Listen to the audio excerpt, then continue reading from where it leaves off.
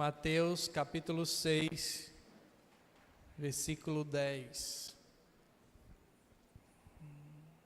Amém?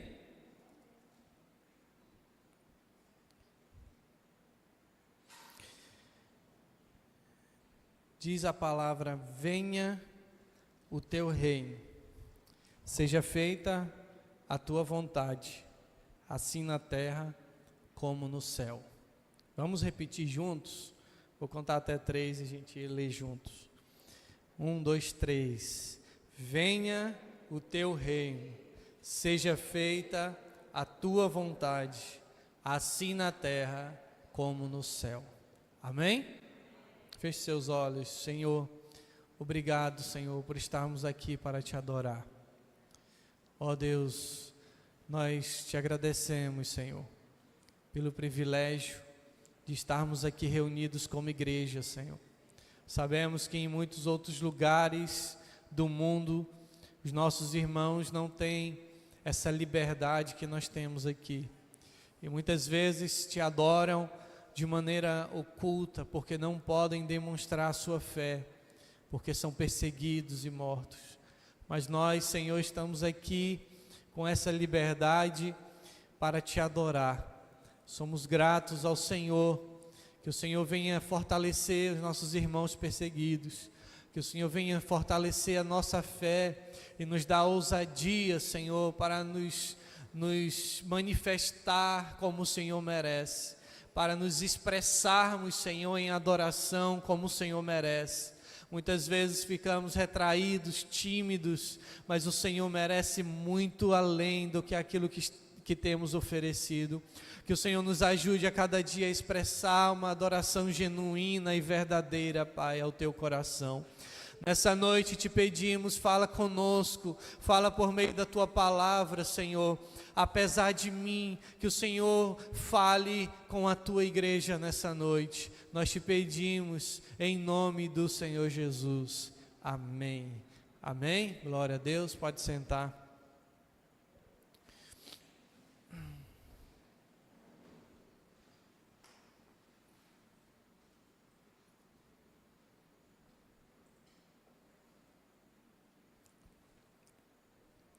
Há uns 2 semanas atrás, o domingo retrasado, eu ministrei a palavra sobre a paternidade de Deus, né? A oração que Jesus nos ensinou, que é o Pai Nosso. E nós falamos sobre como é ter verdadeiramente isso em nós, termos essa certeza de que Deus é o nosso Pai. Essa é a primeira coisa que precisamos entender. E por isso Jesus nos ensinou da maneira correta. Pai nosso que estás no céu, santificado, santo seja o teu nome. Entendermos que Ele é santo, que o nosso Pai é santo, que o seu nome é santo.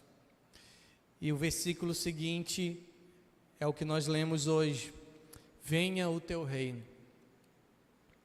seja feita a tua vontade, assim na terra como no céu. E por vezes, todos os domingos, nós oramos essa oração, né? Nós fazemos essa oração no encerramento do culto. E talvez você já orou inúmeras vezes, né? Na escola, em outros locais, no seu trabalho. E essa oração não é basicamente algo em que nós repetimos, mas ela deve ser orada sim, mas de maneira verdadeira, não apenas com a nossa boca, mas de fato com o nosso coração, de fato entendermos e vivermos aquilo que estamos orando. E quando Jesus diz, venha o teu reino, está nos ensinando a pedir ao Senhor, ao Pai, que o reino dele venha. Porque essa é uma das promessas de Deus que Ele fez, que ele viria. Em Isaías fala que toda a terra será cheia da glória de Deus. Assim como as águas cobrem o mar, toda a terra será cheia da glória de Deus. Joel capítulo 2 vai falar da promessa para os últimos dias, que ele derramaria o seu espírito sobre toda a carne. Os vossos filhos profetizarão, os vossos velhos sonharão, os vossos jovens terão visões, até sobre os servos e as servas será derramado do seu espírito, sobre toda a carne seria derramada. E aconteceria sinais, até o versículo 32, do 28 ao 32, ele vai falar essas coisas, e diz que acontecerá sinais nos céus, na terra, antes que venha o grande e temível dia do Senhor. E esse texto de Joel é uma profecia do derramar do Senhor nos últimos dias, e profetiza a vinda do reino de Deus de maneira física, a vinda do reino de Deus de maneira visível a todos os homens, com muitos sinais, né, que antecederão a esse dia, o dia do Senhor, o dia que Deus manifestará a sua glória de maneira sobrenatural sobre a terra.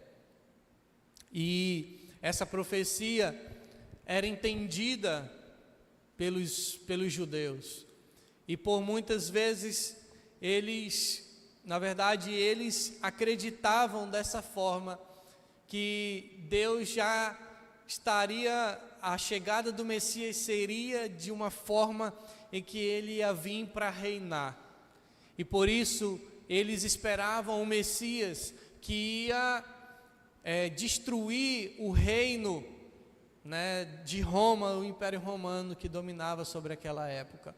Mas o reino de Deus, manifesto de maneira visível, de maneira palpável, não poderia ser acessado pelo homem sem que Jesus fizesse um trabalho primeiro dentro do coração do homem, para que então a gente pudesse acessar o reino dele de maneira visível. Então eles não entenderam quando Jesus se manifestou, o Messias, o enviado, o ungido de Deus, porque ele veio como homem humilde, o menor de todos, se fez servo para morrer em nosso lugar e pagar o preço do nosso pecado.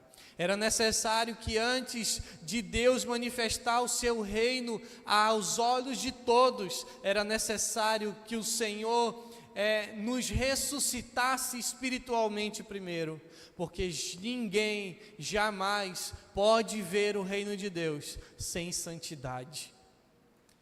Em Hebreus fala isso, Hebreus 12, 14, sem santidade ninguém verá o Senhor. E o homem estava caído, morto em seus pecados, morto espiritualmente. Se o reino de Deus se manifestasse com o homem daquela maneira, nós todos estaríamos condenados eternamente. Ninguém poderia acessar o reino de Deus. Então Jesus veio para pagar o preço, ele veio morrer para que a gente pudesse ter vida espiritual. Então, quando Jesus nos ensina a orar, ele está partindo de um pressuposto de que nós já temos o reino de Deus, de que Deus já é o nosso Pai, portanto o reino de Deus já está dentro de nós. E Jesus veio para estabelecer o reino dele. E a primeira vinda de Jesus já trouxe o reino dele. O reino de Deus já foi manifesto por meio da vida de Jesus. E logo após a vinda de Jesus, após a sua ressurreição e a sua ida para os céus, ele enviou o outro Consolador, o Espírito da verdade, que o mundo não pode receber porque não vê nem o conhece, mas nós, ele disse para os discípulos, vocês o conhecem, porque ele está entre vocês e depois estará em vocês. E o Espírito Santo, ao ser derramado sobre o homem, em Atos 2, traz o reino de Deus para dentro de nós. Então o reino de Deus está dentro de mim, está dentro de você. E aqueles que têm o reino de Deus, aqueles quantos receberam, aos que creram em seu nome, aos que o receberam, Ele deu o direito de se tornarem filhos de Deus. E é por isso que nós oramos: Pai nosso que estás nos céus, santificado seja o teu nome. E aí aqueles que têm o reino em seus corações clamam, porque Apocalipse diz que a igreja diz: vem. Maranata, a hora vem, Senhor Jesus. Quem não é igreja, é bom mesmo que ele não venha. Quem ainda não tem o reino de Deus, faz bem o Senhor não vir ainda, porque se ele vir e essa pessoa não tiver o reino dentro dela, ela não poderá entrar no reino visível de Deus. Então, nós precisamos do reino em nós, e por isso precisamos clamar: venha o teu reino. E quando temos o reino dentro de nós, nós clamamos: venha o teu reino. Ora vem, Senhor Jesus. Nós aguardamos com expectativa a tua vinda, o dia que o Senhor vai se manifestar como rei, estabelecer o reino visível sobre a terra. Venha o teu reino, seja feita a tua vontade, assim na terra como no céu.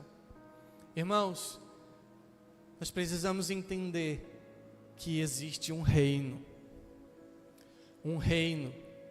que a Bíblia chama ora de reino dos céus, ora de reino de Deus.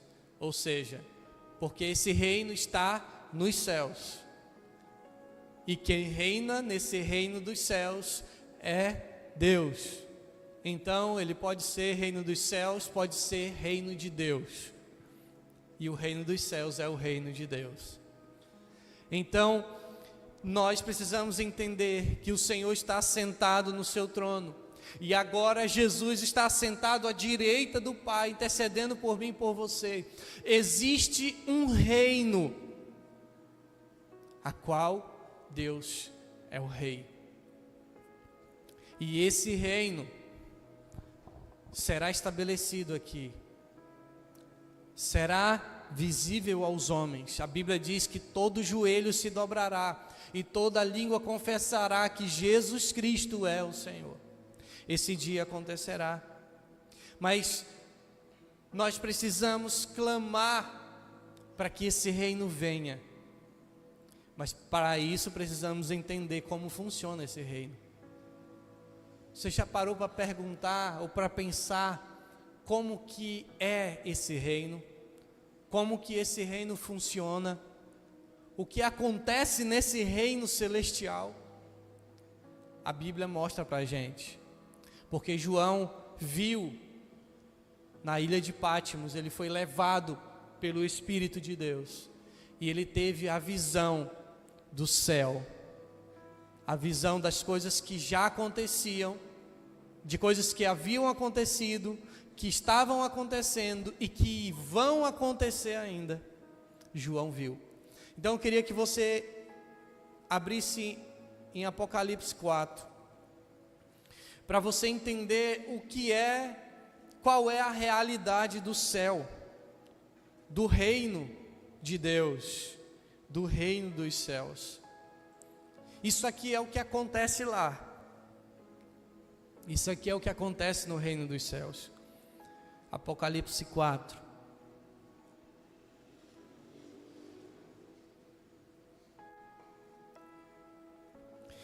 Então, quando olhei, vi uma porta aberta no céu, e a mesma voz que eu tinha ouvido antes falou comigo como um toque de trombeta. A voz disse: suba para cá, e eu lhe mostrarei o que acontecerá depois dessas coisas. E no mesmo instante fui tomado pelo Espírito, e vi um trono no céu e alguém sentado nele. Aquele que estava sentado no trono brilhava como pedras preciosas, como jaspe e sardônio. Você consegue imaginar isso? João vendo o trono de Deus, que brilhava como pedras preciosas, como jaspe e sardônio, um arco-íris com um brilho semelhante ao da esmeralda. circundava seu trono. Às vezes a gente fica maravilhado ao ver aquele arco-íris depois da chuva. E esse arco-íris é muito mais bonito do que esse que a gente vê. E existe um arco-íris que circundava o trono de Deus, e ele brilhava mais do que esmeralda. Versículo 4, ao redor do trono havia 24 tronos, nos quais estavam sentados 24 anciãos. Você sabia que existem seres celestiais? Além dos anjos, a Bíblia fala de 24 anciãos. Estavam todos vestidos de branco e usando coroas de ouro na cabeça. Do trono saíam relâmpagos, estrondos e trovões, e na frente dele havia 7 tochas com chamas ardentes, que são os 7 Espíritos de Deus. Diante do trono havia algo como um mar de vidro. Imagine na frente do trono um mar de vidro, cintilante como cristal. No centro e ao redor do trono havia 4 seres vivos, cada um coberto de olhos na frente e atrás. O primeiro deles era semelhante a um leão, o segundo semelhante a um boi, o terceiro tinha rosto de homem, e o quarto era como uma águia em voo. Cada um dos seres vivos tinha 6 asas, inteiramente cobertas de olhos, por dentro e por fora. 4 seres vivos, seres inimagináveis para nós. E o que eles fazem? Dia e noite, repetem sem parar. Diga comigo, dia e noite, repetem sem parar: Santo, Santo, Santo é o Senhor Deus Todo-Poderoso, que era, que é e que ainda virá. Por que eles repetem? Porque eles são obrigados a repetirem? Por que eles repetem? Porque é uma melodia oficial do céu? Não. Eles apenas repetem o que estão vendo.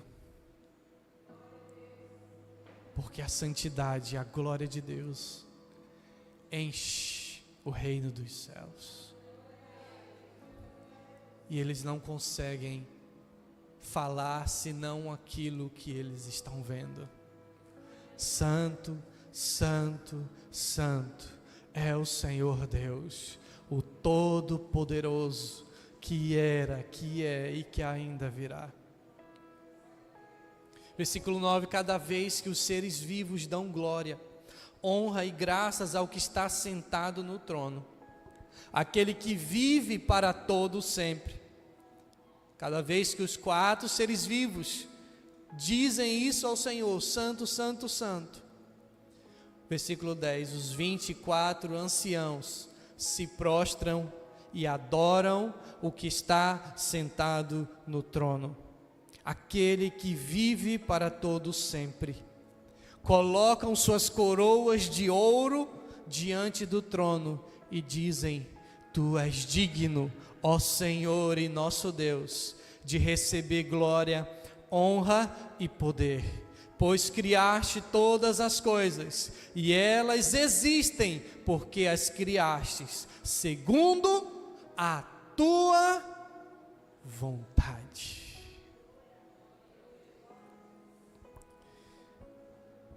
Dia e noite, os 4 seres vivos repetem sem parar: Santo, Santo, Santo.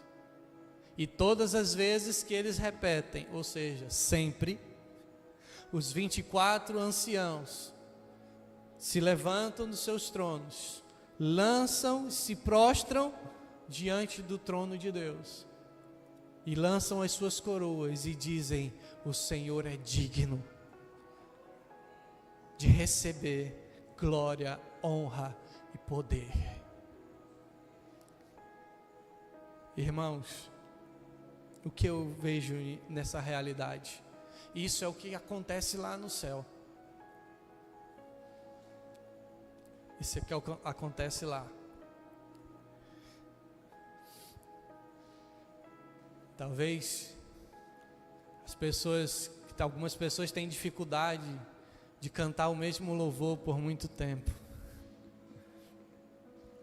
É bom você ir treinando, porque esse é o louvor dos céus.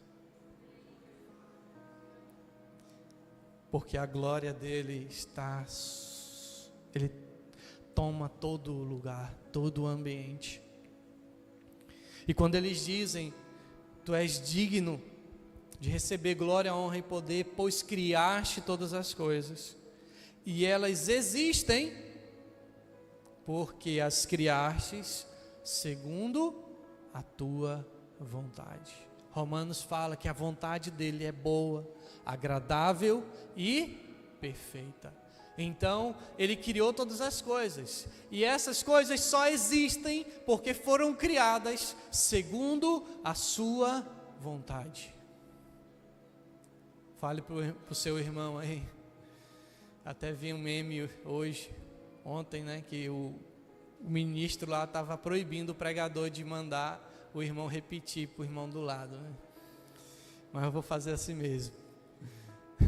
Fale para ele assim: você foi criado segundo a vontade de Deus. É por isso que você existe.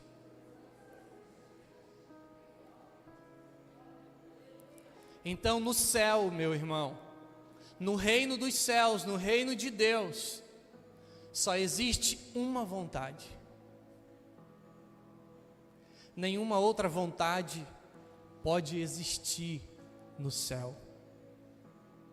Porque no céu só existe a vontade daquele que é perfeito, daquele que é santo, daquele que é digno.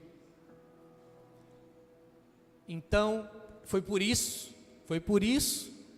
que Satanás, que era um anjo de luz, foi expulso de lá, porque ele queria fazer a sua vontade.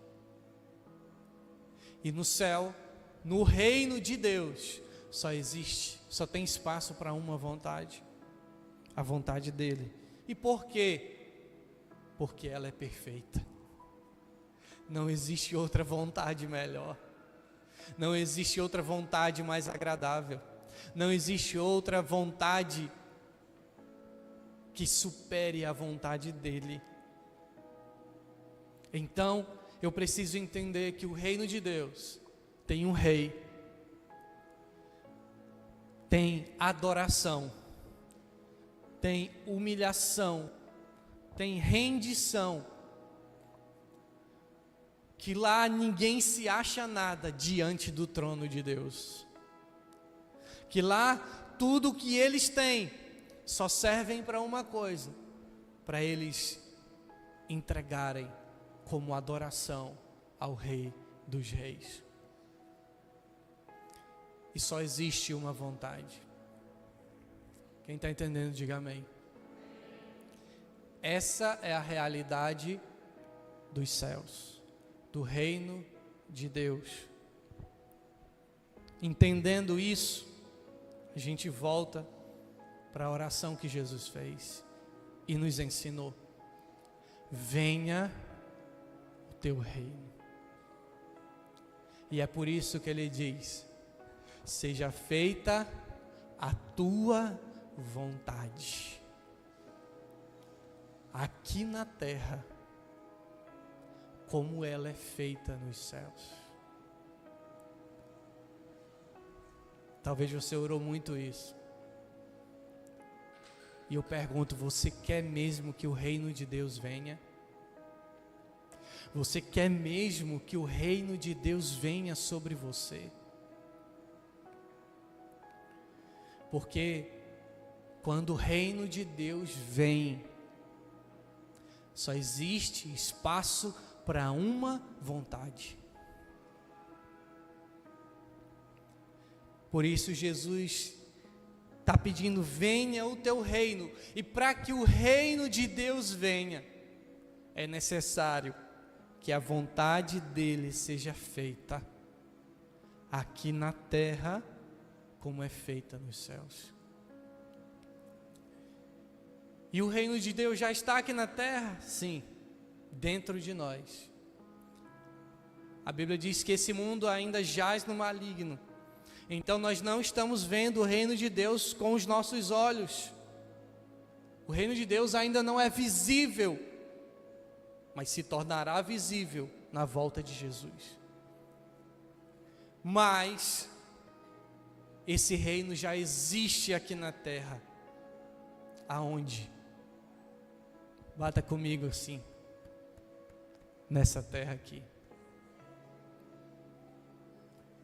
Assim na terra como no céu. Então, se você quer o reino de Deus, existe uma condição. Isso Jesus falou em Mateus capítulo 4, quando ele começou a pregar no seu ministério. Mateus 4,17, Jesus disse: a partir de então, Jesus começou a anunciar a sua mensagem: arrependam-se, pois o reino de Deus está próximo. Por quê? Porque onde o reino de Deus está, outra vontade não pode prevalecer. Então, se eu quero o reino de Deus em mim, eu preciso me arrepender. Eu preciso me arrepender. Eu preciso deixar as minhas vontades. Eu preciso abandonar os meus conceitos. Eu preciso deixar de fazer o que eu quero. Isso é arrependimento. É quando eu digo: Senhor, me perdoa por tentar fazer do meu jeito. Agora eu quero viver a tua vontade.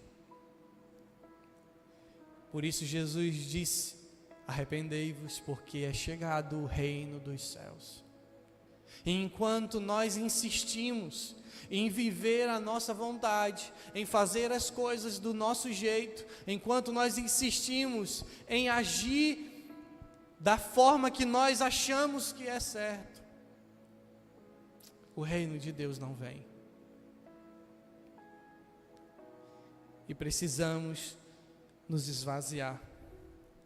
Se quisermos ver o reino de Deus, Jesus disse para Nicodemos em João capítulo 3: ninguém poderá entrar no reino de Deus, a não ser que nasça da água e do Espírito.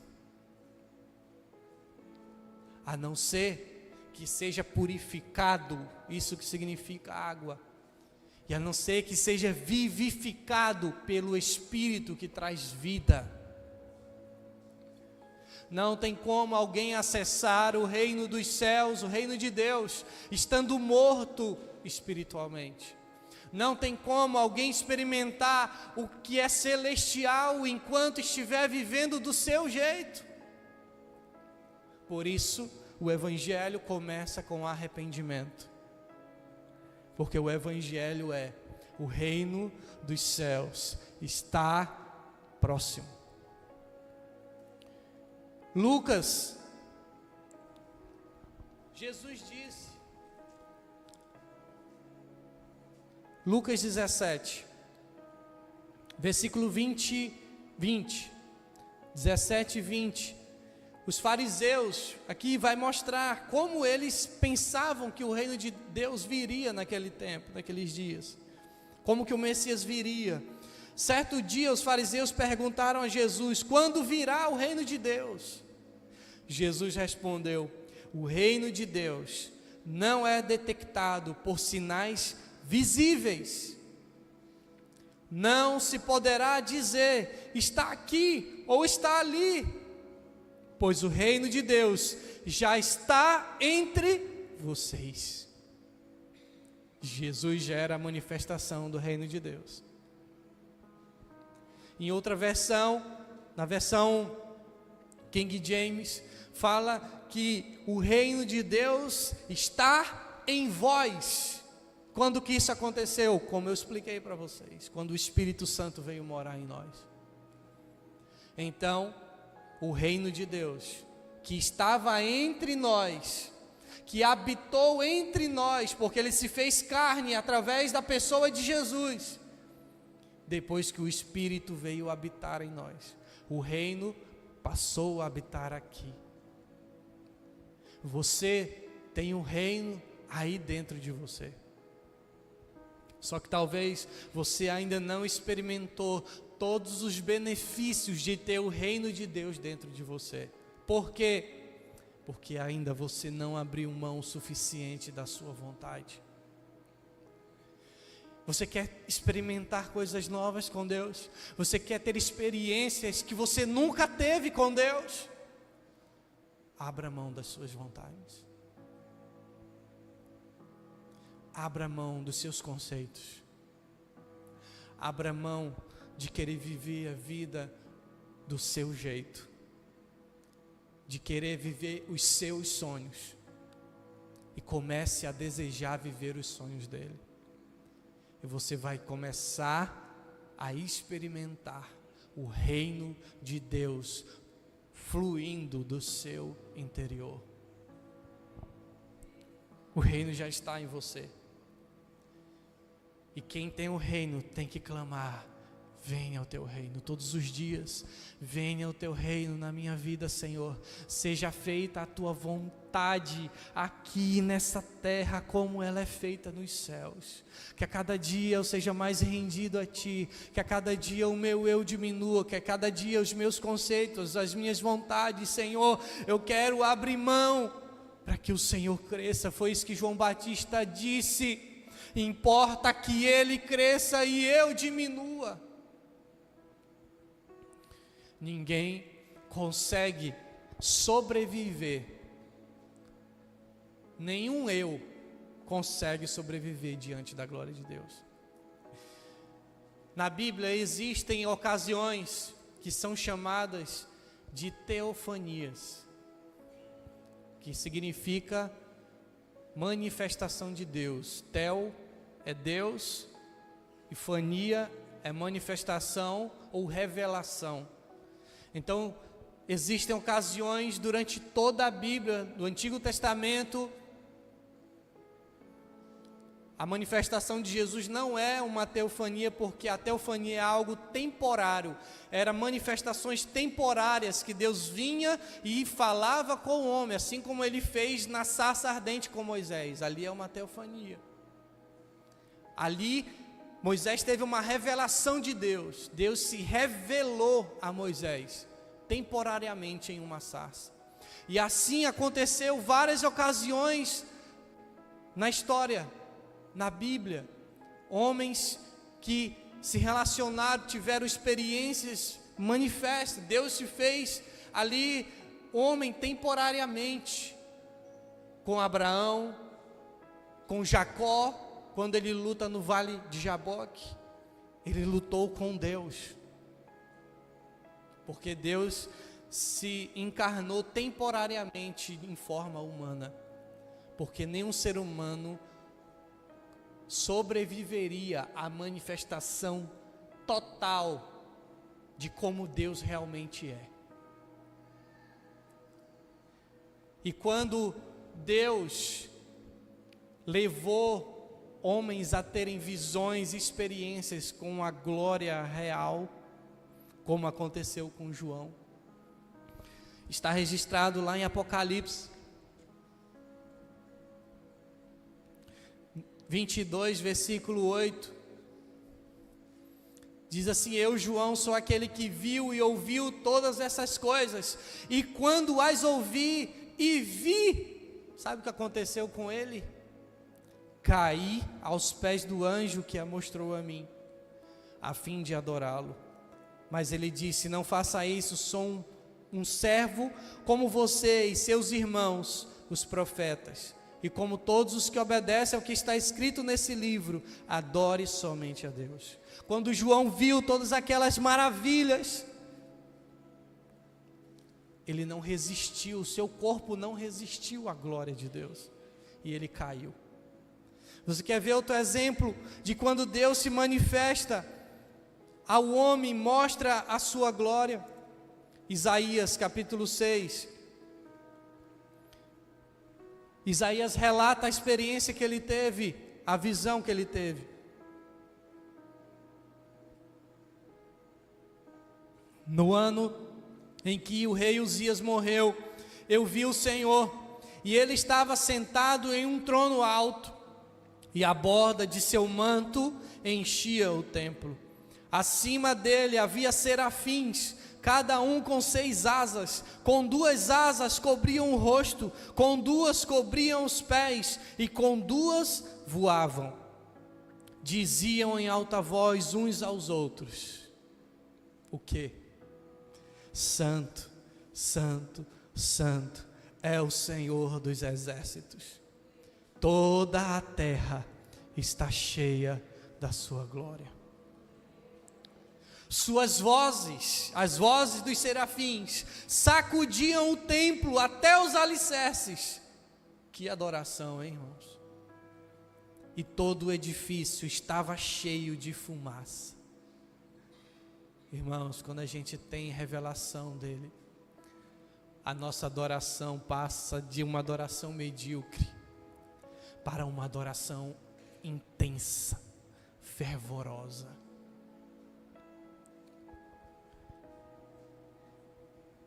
Suas vozes sacudiu o templo até os alicerces, e todo o edifício estava cheio de fumaça. Então eu disse, olha o que Isaías sentiu ao contemplar, ao ter essa experiência, vendo a glória de Deus, vendo o trono de Deus, vendo o templo, e aquela adoração que acontecia no céu. Olha o que aconteceu com ele. Isaías era um profeta, irmão, era um homem de Deus, mas sabe o que ele sentiu? Ele disse: estou perdido, é o meu fim, pois sou um homem de lábios impuros, e vivo no meio de pessoas de lábios impuros. Sabe por quê? Diante da majestade de Deus, a nossa perfeição se desfaz. Não há ninguém bom o suficiente diante da majestade dele.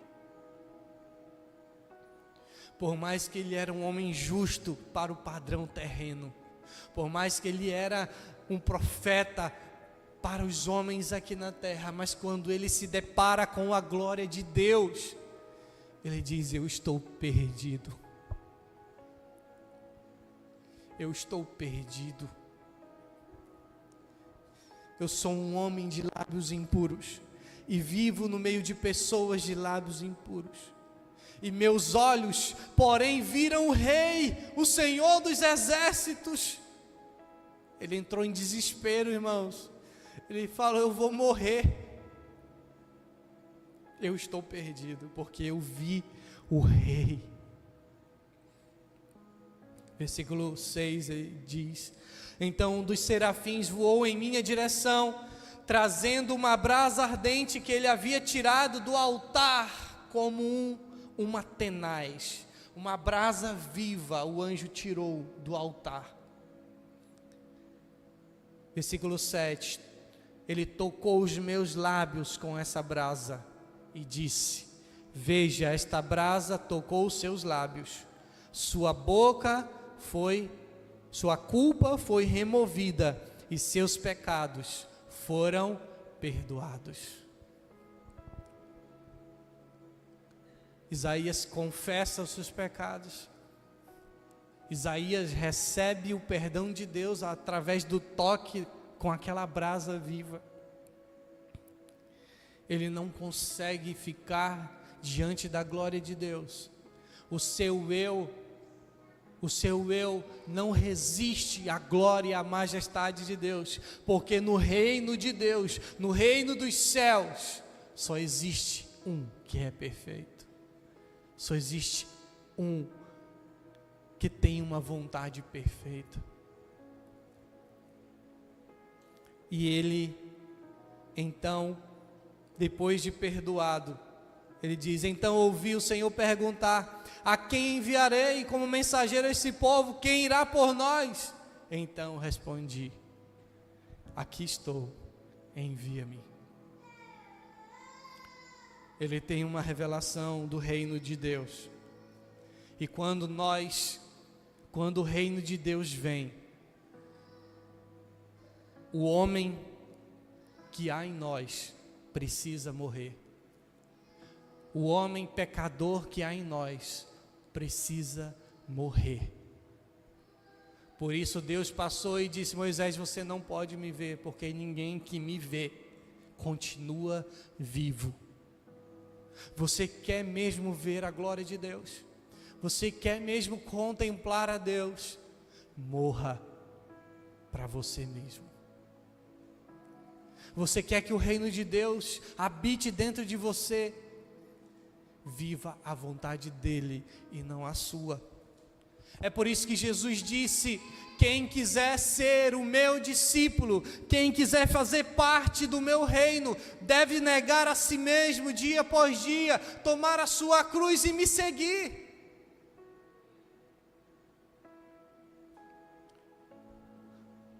Lucas 14, eu já estou finalizando. Diz assim, Lucas 14, 33. 25. Lucas 14, 25. Uma grande multidão seguia Jesus, que se voltou para ela e disse: se alguém que me segue amar pai e mãe, esposa e filhos, irmãos e irmãs, e até mesmo a própria vida mais que a mim, não pode ser meu discípulo. E se não tomar a sua cruz e me seguir, o que é tomar a cruz, irmãos? Deixar a minha vontade e fazer a vontade dele. Não foi isso que Jesus falou no Getsêmani, quando ele disse: Senhor, afasta de mim esse cálice, sem que eu beba, mas que seja feita a tua vontade. Jesus abriu mão da vontade dele para pegar a cruz e morrer no meu lugar e no seu lugar. E quem quer ser discípulo dele tem que tomar a sua cruz, ou seja, tem que abrir mão da sua vontade para fazer a vontade do Pai, e então seguir a Jesus. Quem, se não tomar a sua cruz e me seguir, não pode ser o meu discípulo. Versículo 33. Da mesma forma, ninguém pode se tornar meu discípulo sem abrir mão de tudo o que possui. Irmão, não tem como a gente maquiar essas coisas. Foi Jesus que disse. E sabe, abrir mão de tudo que possui, necessariamente, muitas vezes, isso nem vai chegar a acontecer de maneira física. Mas abrir mão de tudo que possui é ter um coração disposto a abrir mão de tudo que Jesus te pedir. Aquele jovem rico não quis abrir mão da sua riqueza. Talvez Jesus nem faria questão que ele realmente vendesse os seus bens. Talvez era só um teste, porque ele queria que ele abrisse mão no coração para poder se tornar um discípulo, um seguidor de Jesus. Então, necessariamente, Jesus aqui não está dizendo para você abrir mão de tudo sem que Ele te peça. Mas o que Ele está querendo dizer é que ninguém pode se tornar um discípulo se primeiro não abrir mão de tudo aqui no seu coração. Porque primeiro abrir mão, antes da gente entregar alguma coisa para Deus, primeiro essa entrega acontece no coração. Primeiro essa decisão acontece aqui dentro. E se nós realmente queremos seguir Jesus e ser discípulos de verdade, e se nós realmente queremos entrar no reino de Deus, no reino visível de Deus, Por isso que ele disse que sem santificação ninguém verá ao Senhor. Por isso que ele diz que quem não nascer da água e do Espírito não poderá entrar no reino de Deus. Foi por isso que Jesus não veio como rei na sua primeira vinda, porque se ele viesse como rei, todos nós estaríamos perdidos. Mas primeiro ele veio como servo, como Cordeiro de Deus que tira o pecado do mundo, para tirar a sujeira, tirar a impureza e enviar o reino de Deus para dentro de nós. Para que pudéssemos ter vida, para que pudéssemos ser justos, para que pudéssemos ser santos. E agora, com uma nova vida, poderemos entrar no átrio, no Santo dos Santos, no Santíssimo Lugar. E hoje nós fazemos isso já por meio do Espírito Santo, que habita dentro de nós, quando acessamos a presença de Deus, quando desfrutamos da presença de Deus dentro da nossa alma. Mas um dia,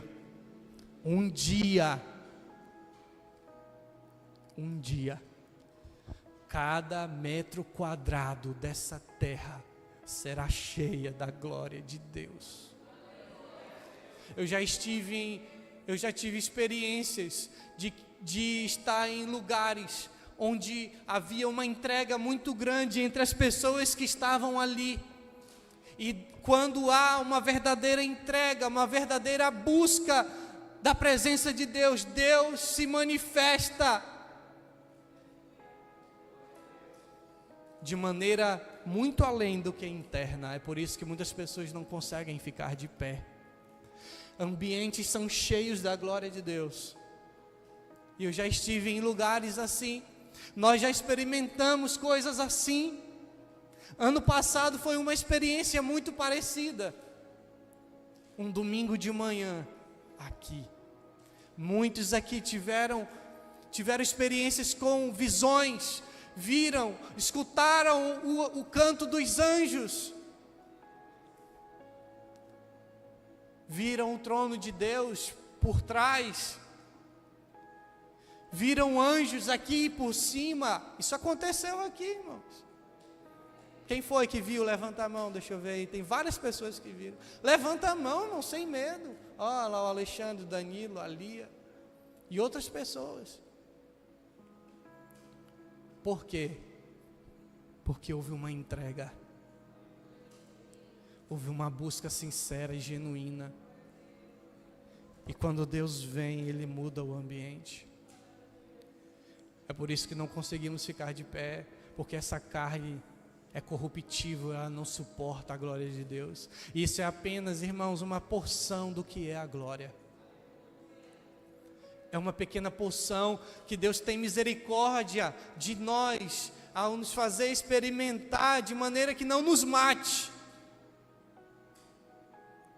Nesse dia que eu estou falando, teve gente que saiu daqui carregada.